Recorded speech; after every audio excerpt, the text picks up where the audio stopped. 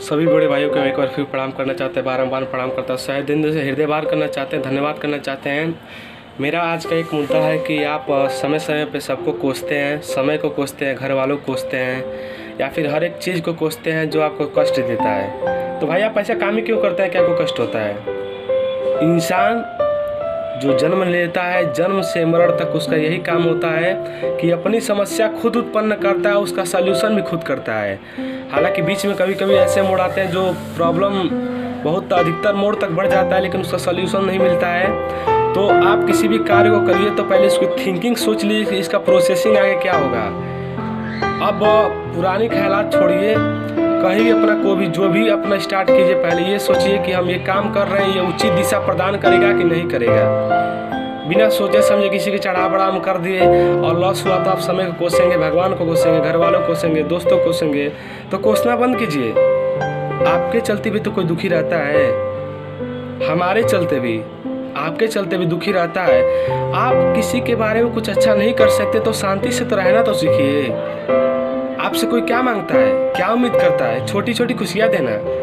लेकिन आप अपने दिखावे बढ़ावे के चक्कर में किसी को हर्ट कर देते हैं, किसी का दिल दुखा देते हैं। उससे मिलता क्या आपको? कुछ नहीं मिलता है। यही मिलता है कि अगला इंसान आपसे कोई उम्मीद नहीं रखता है। अगर अगला इंसान आपसे कोई उम्मीद रख रहा है तो उम्मीद पे अगर खरा नहीं उतर रहे हैं तो निरंतर प्रयास में लगे रहिए। एक न एक दिन आपको प्रयास एकदम आपका 100% सफलता आपको मिलेगी और मिलना तय है। क्योंकि अगर एक चींटी दीवार पे चढ़ती है, गिरती है, लेकिन फिर भी चढ़ती रहती है। क्यों? क्योंकि उसे पता है कि हमें धीरे धीरे निरंतर प्रयास करने से हम दीवार को क्रॉस कर देंगे, पार कर दे सकते हैं। इसीलिए एक ही दिन में मत थकिए। एक दिन हम लोग थोड़ा सा काम कर लें तो हम लोग का हर एक अंग दर्द होने लगता है, या किसी भी फर्टिलाइजर किसी भी प्रारूप में हम देख लें तो हम लोग को मतलब पीड़ा होता है, दर्द होने लगता है। मेरे भाई, जो दिन भर मेहनत करता है, मजदूरी करता है, उसके बारे में सोचिए ना। उसका भी तो पीठ दर्द होता होगा, ढोते ढोते उठाते उठाते। लेकिन एक बार भी अपने घर से शिकायत करता है कि चलो मेरा ये काम कर दो, आज हमें दर्द है, आज हम काम पे नहीं जाएंगे? नहीं करता है। क्योंकि उसे पता है कि हमें जीवन यापन करने के लिए हमें ये काम करना पड़ेगा, और इसी काम को फलीभूत करने के लिए वो काम करता रहता है ताकि हमारा घर सुरक्षित रहे, हमारा घर एक दिन बिना खाए न सोए। लेकिन हम लोग उसके बदले में क्या देते हैं? कुछ नहीं। ओनली फैकल्टीज, फालतू फैकल्टीज देते हैं जो किसी काम का नहीं रहता है। हमसे भी कोई दुखी होता होगा, ऐसा नहीं है। हम दे रहे तो ऐसी कोई बात नहीं है। लेकिन अगर अब से भी हम प्रॉमिस करते हैं, आप भी प्रॉमिस करिए कि आपके चलते किसी का दिल दुखे तो दिल मत दुखाइए मेरे भाई। अगर आप उसके उम्मीद पे खरा नहीं उतर रहे हैं तो कम से कम चैन से तो रहिए। उसको तो ये तो आश्वासन दिलाइए कि हम बेशक नहीं कर पा रहे, लेकिन हम निरंतर प्रयास में जुटे हुए हैं। क्योंकि एक प्रयास एकमात्र ऐसा सफलता है कि निरंतर करने से आपका सदैव आगे बढ़ना तय है। पीछे तो नहीं हटेंगे, ये तो कन्फर्म है। क्योंकि एक आज पढ़ रहे हैं तो कन्फर्म है कि उसको तो याद हो गया है।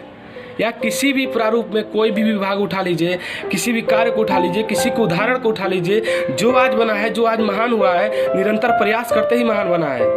और सबसे पहले तो बहाना बनाना छोड़िए, जिम्मेदारी उठाइए, और जिम्मेदारी उठाने का पूरा गारंटी लीजिए। अब छोटी छोटी बहाना करके ये होता है कि आप इस कार्य के लिए हम सक्षम नहीं हैं, ये कार्य हम नहीं कर सकते। अरे भाई, पहले करके तो देखो, क्यों नहीं होगा? पहले ही कर दिए। यहाँ से पहले सोचो भी पॉजिटिव सोचो, पॉजिटिव।